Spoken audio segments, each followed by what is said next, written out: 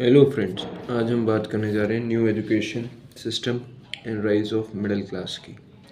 तो इसकी अगर हम बात करें तो जैसे कि हम जानते हैं कि पहले जो सिस्टम में बिफोर ब्रिटिश जो था वो ये था कि भाई जो मौलवीज़ और काजीज़ जो थे वो मदरसेज वगैरह में टीच करते थे और अपने मतलब इस्लाम एक जो है मुस्लिम चिल्ड्रंस को, और जो हिंदूज़ हैं उनको जो है टीच करते थे पंडित।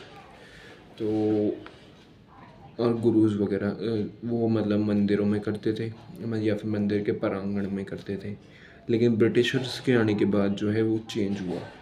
ब्रिटिशर्स ने एक स्पेशलाइज मतलब एक वो कि भाई एक इंस्टीट्यूट जो है वो बनाए जाएं, वो उन्होंने कहा। और जो है लैंग्वेज जो है वो डिफ़ाइन की जाए कि भाई किस में जो है पढ़ाई हो, कि भाई नेटिव लैंग्वेज में हो कि वेस्टर्न लैंग्वेज में हो। तो ऐसे करके जो है उन्होंने काफ़ी चेंजेस जो है वो लेके आए सिस्टम में, और जो आज हम चेंजेस देख रहे हैं वो सारे जो है उनके देन हैं। So early efforts of British India की बात करें तो वो यही थे कि भाई सबसे पहले जब बात हुई एजुकेशन के बारे में तो वो हुई चार्टर एक्ट 1813 में, कि जब ये मतलब बोला गया कि Lord Minto stress the need for improving existing colleges and opening of new colleges. In this Charter Act of 1813 was passed. According to this act, it was decided that rupees 1 lakh would be spent annually to teach science and literature to Indians residing in British India. This amount accumulated for 20 years because it could must be decided whether the medium of instruction should be English और native language. मतलब ये decide नहीं हुआ था कि भाई English हो या नेटिव लैंग्वेज में हो, पर ये डिसाइड हो गया था कि भाई नए नए कॉलेजेस खोले जाएँ और जो है पढ़ाई स्टार्ट हो साइंस की, लिटरेचर के बारे में एक इंस्टीट्यूट में। स्प्रेड ऑफ एजुकेशन बिटवीन, तो इसके बीच में जो है स्प्रेड होता है। राजा राम मोहन रॉय भी स्ट्रेस करते हैं और जो ब्रिटिशर्स हैं वो भी स्ट्रेस करते हैं, एल्फिंस्टन वगैरह, कि वो स्ट्रेस करते हैं कि साहब वेस्टर्न एजुकेशन में हो। तो फिर ओरिएंटल और एंग्लिसिस्ट का जो है वो व्यू पॉइंट्स भी जो है बदलते रहते हैं। तो इसमें जो चार्टर एक्ट 1813 था उसमें था 1 lakh annually was reserved for the promotion of native language and this amount was not to be spent on western education पे स्पेंड नहीं हो, ये नेटिव लैंग्वेज पे स्पेंड होनी चाहिए। The custom, law and theology of the Hindus and Muslims had been interpreted in Sanskrit and Persian. Therefore, they should be given knowledge of these languages. ठीक है, तो इन नेटिव लैंग्वेजेस को भी महत्व दिया जाए, क्योंकि जो मुस्लिम्स हैं वो जो है पर्शियन और जो हिंदू हैं वो संस्कृत जो है वो पढ़ते थे। द इंडियन कंसिडर संस्कृत और अपना कल्चर मानते थे ये। If western education the age old madrasas and pathshalas would close down, तो मदरसा और जो पाठशाला थी वो बंद हो जाएंगी, इसलिए जो है वेस्टर्न एजुकेशन को पूरी तरह से इम्प्लीमेंट नहीं कर सकते। Charter act of 1830 does not clearly mention on which language and system of education the annual amount of rupees 1 lakh would be spend. ठीक है, तो ये पूरी तरह से ये नहीं बताता कि भाई 1 लाख रुपए किस पे स्पेंड किया जाए अच्छी तरह। The knowledge of western literature and education would widen their vision. Native language, literary and scientifically are not developed. Therefore, students' time should not be wasted on useless things. It is not appropriate to give Sanskrit and Arabic the status of court language. ठीक है, तो court language का status भी नहीं दे सकते साहब, क्योंकि वो फिर ब्रिटिशर्स को जो है वो इम्पेक्ट करता। The knowledge of western education would enable the Indian to earn their livelihood and find jobs in the company. ठीक है, तो जॉब्स जो है वो कंपनियों में मिल जाएगी। तो इन सब लगे लॉर्ड मैकॉले जो है वो आए और उन्होंने अपने जो है व्यूज़ एक्सप्रेस किए। तो उन्होंने कहा who are Indian in blood and colour but English in taste. ठीक है, तो ये जो थी, ये जो इनकी जो माइंडसेट था वो मैकॉले का जो है वो शो हुआ हमारे इंडियन्स में। और आज जो हम देख रहे हैं कि भाई हम जो है कपड़े भी उन्हीं के पहन रहे हैं, लैंग्वेज भी उन्हीं की बोल रहे हैं। सो यही ब्रिटिशर्स जो हैं वो चाहते थे कि हम देखने में तो इंडियंस की तरह दिखते हैं, कलर से, रंग से और शरीर से, लेकिन हमारी जो बोलचाल की भाषा है, जो तौर तरीके हैं अब वो वेस्टर्न हो गए हैं बिल्कुल। मतलब He felt that Indians having knowledge of English and Western science would be appointed on small jobs. ठीक है, कि उनको जो इंग्लिश और नेटिव लैंग्वेज दोनों समझते हैं उनको स्मॉल जॉब्स पे रखा है, which was not possible for the English to fetch them from England for government jobs, ताकि जो है उन्हें जो है गवर्नमेंट मतलब जो कि उन्हें ये नहीं हुआ कि गवर्नमेंट जॉब्स इंग्लैंड में उन्हें मिल सके। The British industrialist and merchants also influence them, ठीक है, ताकि उनके जो है ट्रेड वगैरह में और उनके जो है इंडस्ट्रीज़ वगैरह में हेल्प हो। तो Christian missionaries were also in favour of English, ठीक है, तो मतलब सभी जो है फेवर थे इंग्लिश के। डेवलपमेंट एजुकेशन फ्रॉम 1835 टू 1853 की बात करें तो गवर्नमेंट ओपन सेवरल स्कूल्स वगैरह खोले गवर्नमेंट ने। फिर जो 1854 में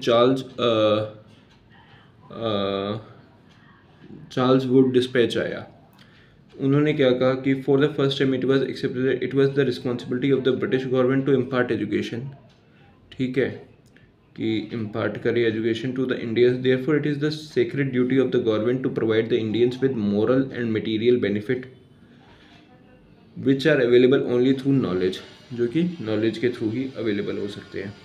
the aim of government's education policy is the promotion of western education, ठीक है, तो वेस्टर्न एजुकेशन जो है वो एम था। So the government should promote the study of art science philosophy literature, तो जो है आर्ट साइंस फिलोसफी और लिटरेचर की जो है वो गवर्नमेंट जो है प्रमोट करेगा study. Apart from English native language should also be promoted, तो नेटिव लैंग्वेज को भी प्रमोट किया जाएगा। Because western knowledge can only be taught to the people through the medium of, ठीक है, वेस्टर्न नॉलेज जो है वो पहले मतलब जो क्या किया इन्होंने कि हमें नेटिव लैंग्वेज में पढ़ाई करनी स्टार्ट करी और धीरे धीरे जो है वेस्टर्न लैंग्वेज सुनाते रहे, ताकि जो है सीख सके बंदा अपनी नेटिव लैंग्वेज से वेस्टर्न लैंग्वेज की तरफ जो है वो जा सके slowly. Apart from English native language should also be promoted. The opening of private institution should be encourage, तो प्राइवेट जो इंस्टीट्यूशन है उनको भी इनकरेज किया जाए। On the model of London university several universities should be open to the different parts of the Indian cities and towns. Intermediate and degree colleges should be affiliated to these universities, ठीक है, तो इनको affiliate किया जाए colleges को। High schools and Anglo vernacular school middle schools and primary school should be placed, ठीक है, तो इनको जो है स्कूल्स वगैरह जो हैं वो ओपन किए जाएँ। प्रोग्रेस ऑफ एजुकेशन जो है वो हुई फिर 1854 से 1882 की बात करें हम, तो जब ये इम्प्लीमेंट हो गया था 1854 में तो काफ़ी सारे डिपार्टमेंट्स वगैरह जो हैं वो एस्टेब्लिश हुए, जैसे कि department of education was set up in every province, the head of this department was director, और काफ़ी सारी यूनिवर्सिटीज़ जो हैं वो एस्टेब्लिश हुई, जैसे कि on the senate of the Calcutta university there were 15 members out of which 6 members, जो मतलब जो है इंडियंस की जो मेंबर्स हैं वो भी जो वैल्यू है वो इंक्रीज हुई, 6 मेंबर्स इंडियंस के रखे गए। बॉम्बे यूनिवर्सिटी में 29 में से 5 जो थे वो इंडियंस थे। लाहौर की जो है यूनिवर्सिटी है, तो मतलब ऐसे करके काफ़ी यूनिवर्सिटीज़ जो हैं अलीगढ़ में तो काफ़ी यूनिवर्सिटीज़ जो हैं वो इस्टेब्लिश हुई।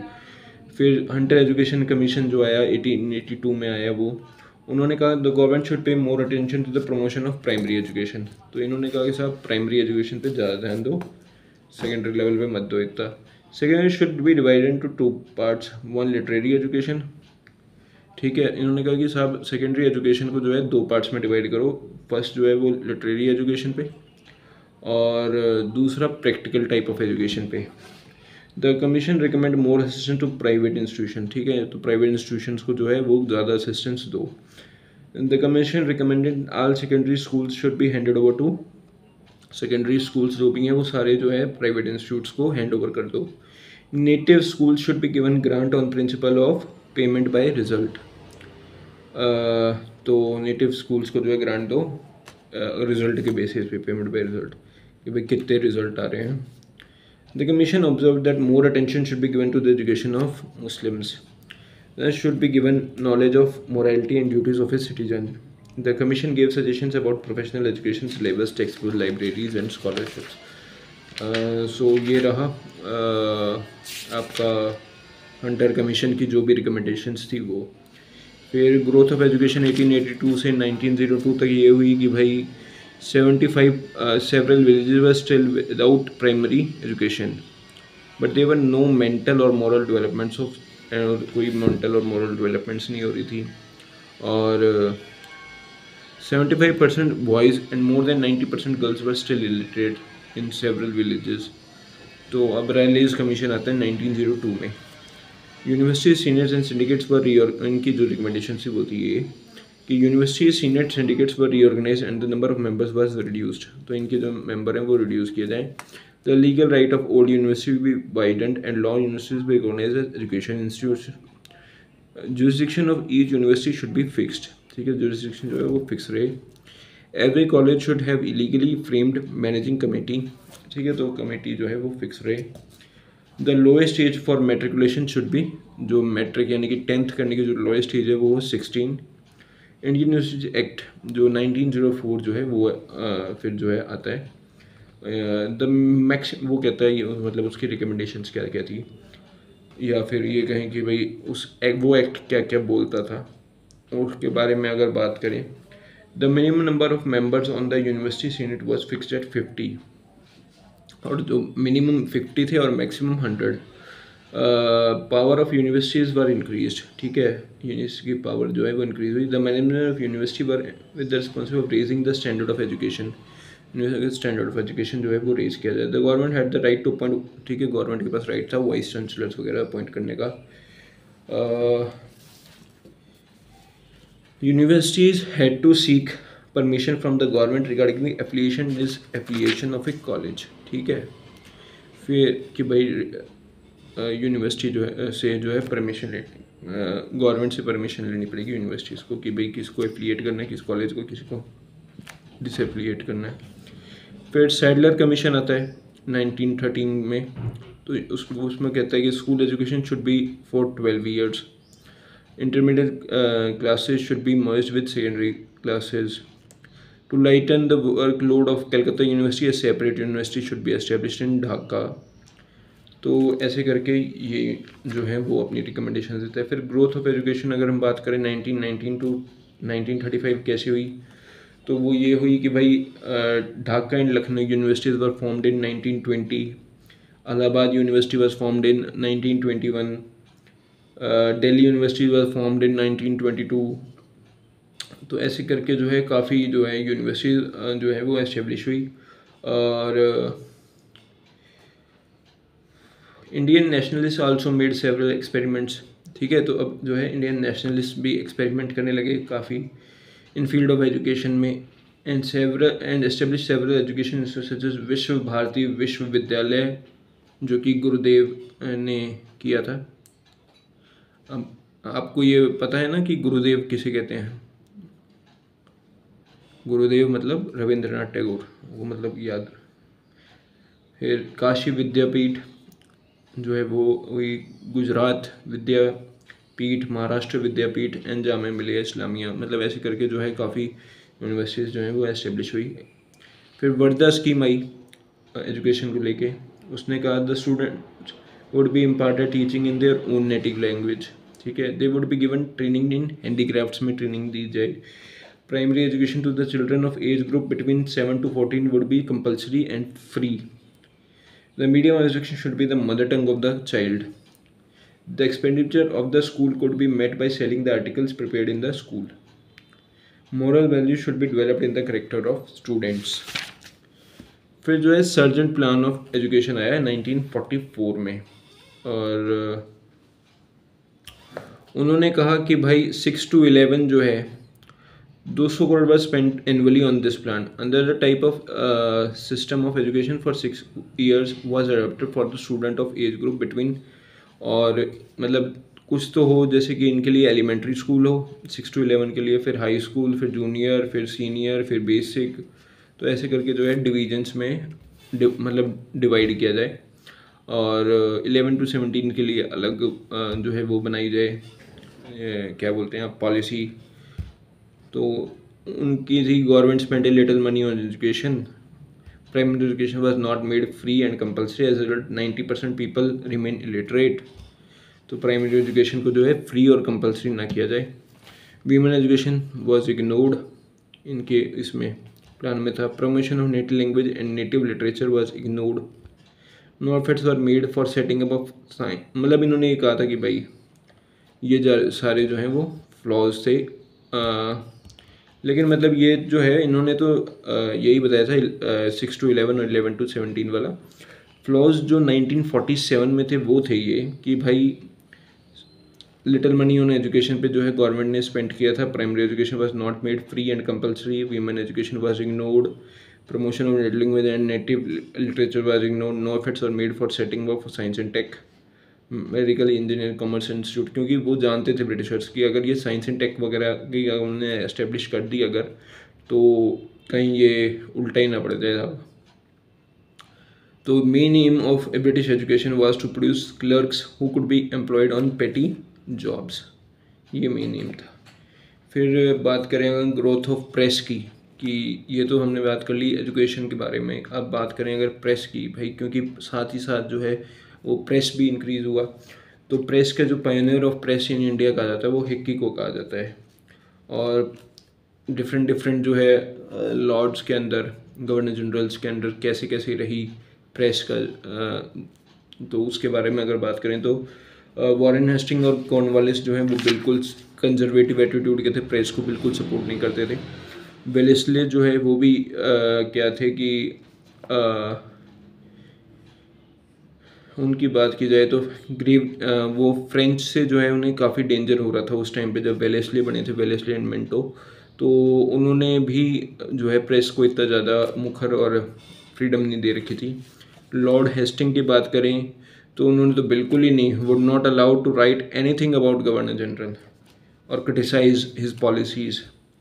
सजेशंस ऑफ थॉमस मुनरो ने सजेशन दिया था कि भाई कुछ भी नहीं होता, आप लोग अपना ही नुकसान कर रहे हो, इनको रोक के अगर आप फ्रीडम दोगे प्रेस को तो उससे क्या होगा कि जो है जन आक्रोश जो है वो तो नहीं बढ़ेगा, इसकी आप टेंशन मत लो। लेकिन अगर आप फ्रीडम नहीं देते हो प्रेस को तो जो है नेटिव्स जो हैं वो रिवोल्ट कर सकते, और आपके खुद के जो आर्मी में हैं इंडियन सोल्जर्स जो हैं वो भी रिवोल्ट कर सकते हैं। सो ये नुकसानदेह आपको ही होगा, ये थॉमस मुनरो का कहना था। फिर लेकिन उनकी जो बात है वो कुछ मान रहे थे कुछ नहीं। तो एडम्स एंड एम्ब्रेस जो है उन्होंने रिप्रेसिव पॉलिसी अपनाई। चार्ल्स मेटकाफ की जो है वो थोड़े लिबरल माइंड के थे। और लाइसेंसिंग एक्ट ऑफ 1857 आता है, फिर प्रेस एक्ट ऑफ 1867, मतलब काफ़ी सारे एक्ट्स जो हैं वो पास होते हैं। जो मेन है वो है वर्नैक्युलर प्रेस एक्ट 1878। इसमें जो है लॉर्ड लेटन जो है वो होते हैं इस टाइम पे गवर्नर जनरल ऑफ इंडिया, तो उन्होंने ये पास किया था उनके टाइम पे। और मतलब उन्होंने भी यही कहा था कि भाई प्रोवोक कर रहे हैं और मतलब अगेंस्ट बोलते हैं जो उनके लिए उनके खिलाफ जो है ये जो एक्ट है वो पास हुआ था। फिर जो है 1881 में लॉर्ड रिपन जब बने थे गवर्नर जनरल ऑफ इंडिया तब उन्होंने जो है इस एक्ट को रिपील किया था, क्योंकि काफ़ी ज़्यादा मात्रा में जो है इसका जो है विरोध हुआ था वर्नैक्युलर प्रेस एक्ट का। फिर ग्रोथ ऑफ प्रेस की बात करें वो 1881 से 1907 में मतलब कैसी होती है कि काफ़ी सारी जो हैं जो नेशनलिस्ट लीडर्स भी हैं और भी लोग हैं वो आते हैं और खुद के जो है न्यूज़पेपर वो निकालते हैं। जैसे कि बाल गंगाधर तिलक की बात करें, उन्होंने केसरी इन मराठी निकाला, मराठा इंग्लिश में निकाला। घोष ब्रदर्स इन बंगाल ने उन्होंने युगंतर एंड वंदे मातरम जो है वो स्टार्ट किया। और the Hindustan review, the Indian review, the modern review, तो ऐसे करके मतलब काफ़ी जो हैं रिव्यूज़ आए। जर्नल्स जो हैं वो आए काफ़ी, several journals were published. Newspaper act of फिर 1908 में न्यूज़पेपर इंडियन प्रेस एक्ट 1910 में आया। फिर वो जो है 1931 में आया प्रेस एक्ट। तो ऐसे करके काफ़ी जो है प्रेस एक्ट आए। फिर 1934 में जो है वो आया इंडियन स्टेट प्रोटेक्शन एक्ट, कि इंडियन स्टेट को प्रोटेक्ट करने वाला जो मतलब dealing with the protection of rulers and their states. ठीक है। फिर political trends of Indian press की बात करें तो लोकमान्य तिलक और अमृत बाजार पत्रिका, हरिजन मतलब करके महात्मा गांधी ने भी जैसे निकाला था हरिजन के, तो इन्होंने भी काफ़ी निकाले थे। The role of Indian before, और ये जो है इनके जो प्रेस से इंडियन नेशनलिस्ट मूवमेंट को काफ़ी जो है वो बूस्ट मिला था। The role of Indian press before independence जो है वो इतना बढ़िया मतलब कह सकते हैं कि भाई मिला जुला रहा, क्योंकि काफ़ी बढ़िया रहा। जिन्होंने भी उस टाइम भी ब्रिटिशर्स के टाइम में भी नेशनलिस्ट व्यूज़ की बात करी, और या फिर लिखा, जिन्होंने लिटरेचर लिखी, जिन्होंने भी, चाहे वो दादा भाई नौरोजी हों, चाहे वो R.C. दत्त हो, poverty and British rule in India, economic history of India, तो जिन्होंने भी लिखा उनका फैक्टर्स लीडिंग टू राइज, ठीक है। और इन सब चीज़ों से क्योंकि एजुकेशन बढ़ रही थी, कॉलेजेस वगैरह इस्टेब्लिश हो रही थी और प्रेस एक्ट वगैरह भी बढ़ रहे थे, जो है अवेयरनेस जो है लोगों में वो इंक्रीज़ हो रही थी, और लोग कॉलेजेस वगैरह में जा रहे थे तो एजुकेट भी हो रहे थे, इसलिए जो है मिडिल क्लास फैमिली जो है वो राइज हो रही थी। इंटेलेक्चुअल मिडिल क्लास जो है, rise of new social classes जो है वो इमर्ज हो रहा था। And middle class traders and industrialist वगैरह जो हैं, प्रोफेसर्स, डॉक्टर्स, लॉयर्स, जर्नलिस्ट वगैरह बन रहे थे। अब लोग लेबरर्स और ज़मींदार मतलब वगैरह जो है वो नहीं रह गए थे। सो आज के लिए इतना ही। कल हम बात करेंगे economic changes under the British rule के बारे में। So thank you so much. Please if you like it then please like, share, subscribe and comment also. Bye, कल मिलते हैं।